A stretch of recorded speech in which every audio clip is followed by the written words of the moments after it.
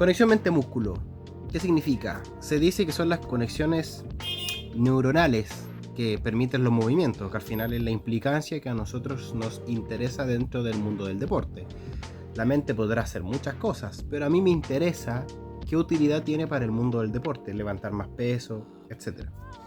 Ya hice un video explicando cómo funcionan los limitadores de fuerza, que básicamente es el cerebro permitiendo la contracción hasta un cierto grado.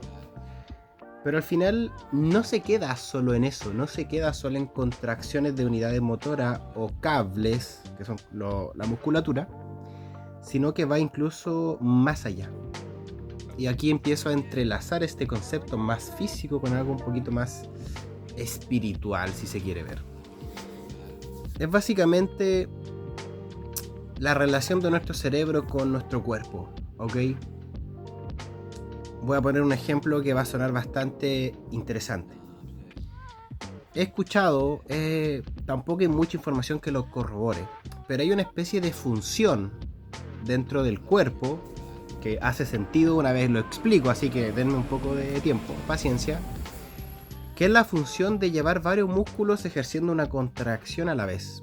Y eso genera fatiga en el sistema nervioso central, no periférico. De hecho, la fatiga en el sistema nervioso central, que es el cableado que pertenece a la zona de la columna hasta el cerebro mayoritariamente, ya que en las extremidades es la parte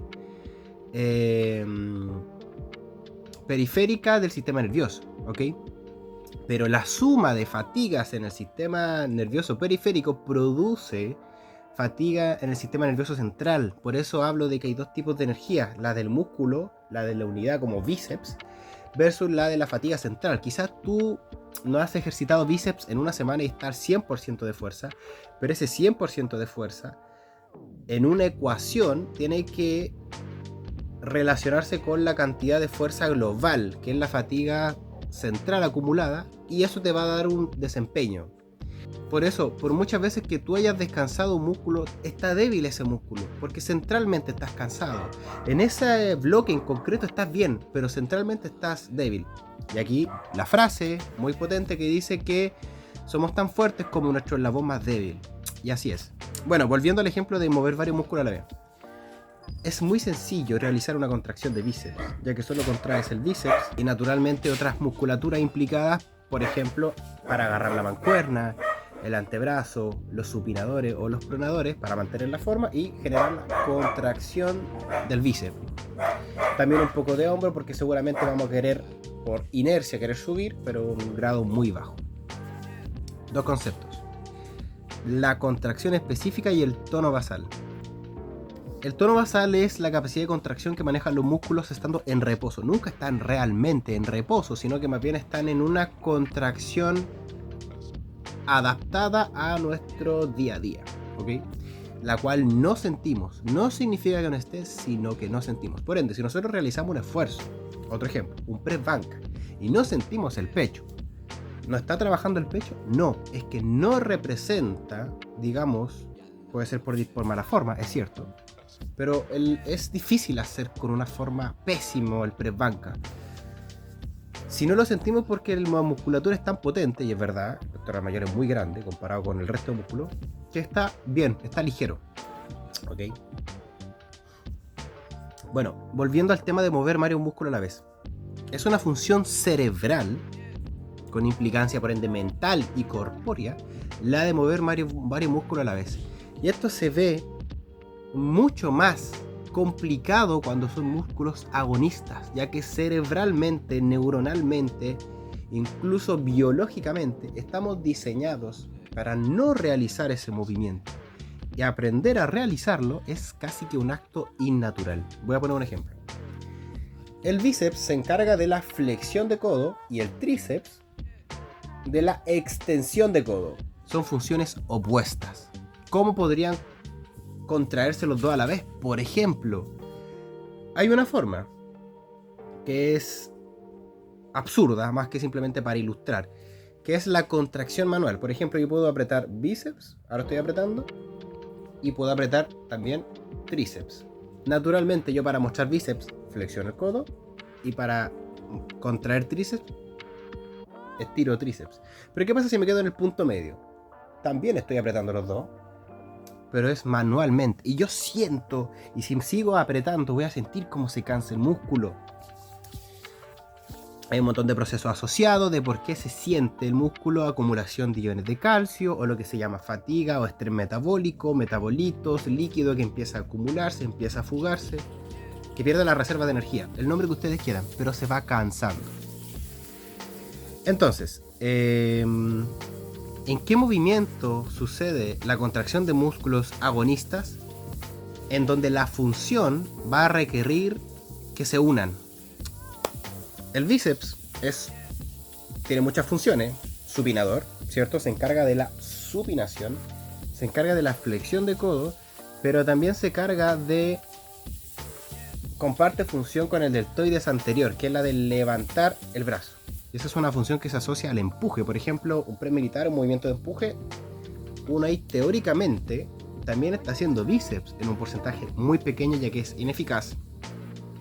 No se hace cargo casi en ninguna parte del movimiento de una manera cómoda, pero se contrae el bíceps porque comparte función, porque el bíceps tiene 3 tendones. Uno que se inserta en el codo, que es bastante largo, es un cable muy delgado, muy parecido al cordón de un zapato de ancho, y 2 tendones, uno que se inserta por acá y otro que se inserta por acá. El que se inserta por acá se encarga de la flexión de codo, pero el que se mete más acá comparte función con el deltoides.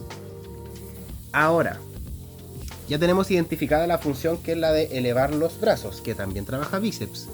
¿Hay algún movimiento que haga esto y que también haya contracción de tríceps? El press militar.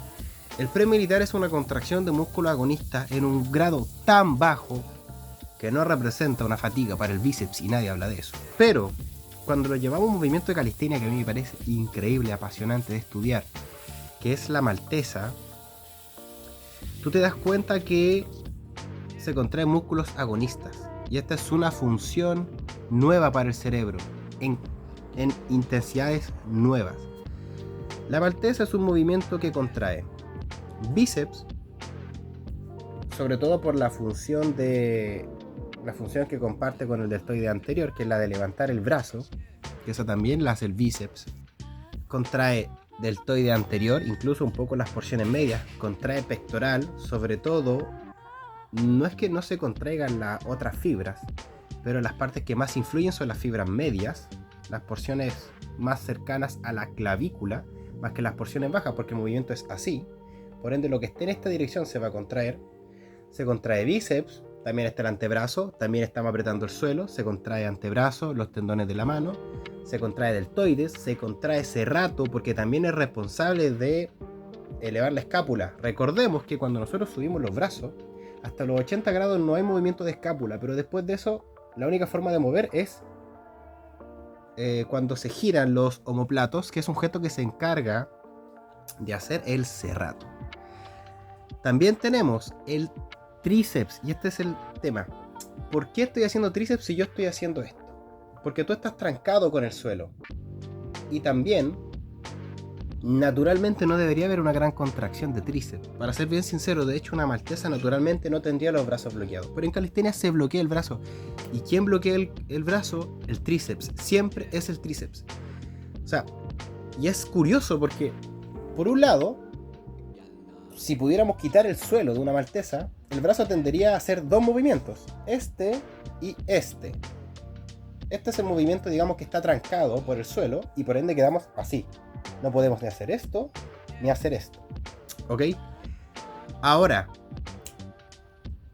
suena raro lo que estoy diciendo porque en una maltesa uno no realiza este movimiento, no pareciera, porque uno está bloqueado y actúa el brazo como una especie de palanca de acá a acá, mediado por el tríceps, pero el gesto del movimiento influye a los músculos que dije anteriormente: bíceps, deltoides, serrato, incluso trapecio en las porciones altas y pectoral.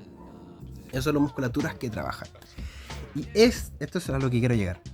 Después de estos 10 minutos de reflexión, aproximadamente, recién a lo que quiero llegar.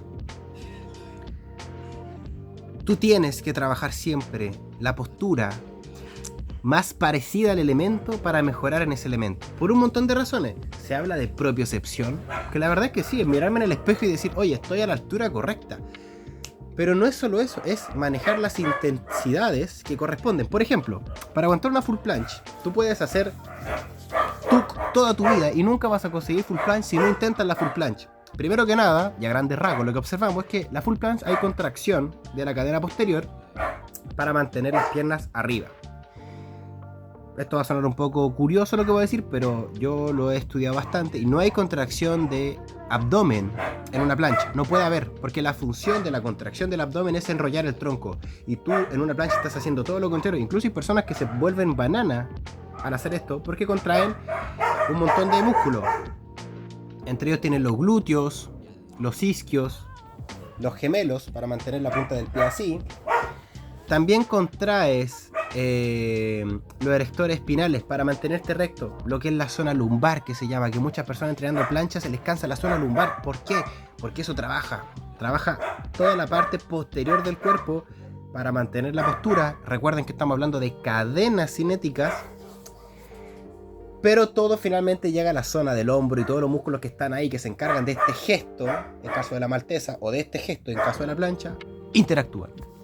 Y esta es una función que el primer paso para hacerla, tengas o no tengas la musculatura, hayas entrenado 20 años, 15 años, si no tienes registrado cerebralmente, neuronalmente, sistema nervioso centrálicamente, tu cuerpo nunca va a ser capaz de saber producir fuerza, porque recordemos que estos son sensaciones y limitadores mentales, no mentales, cerebrales, más bien dicho, que me dicen, oye, necesito que se contraiga el tríceps y el bíceps a la vez.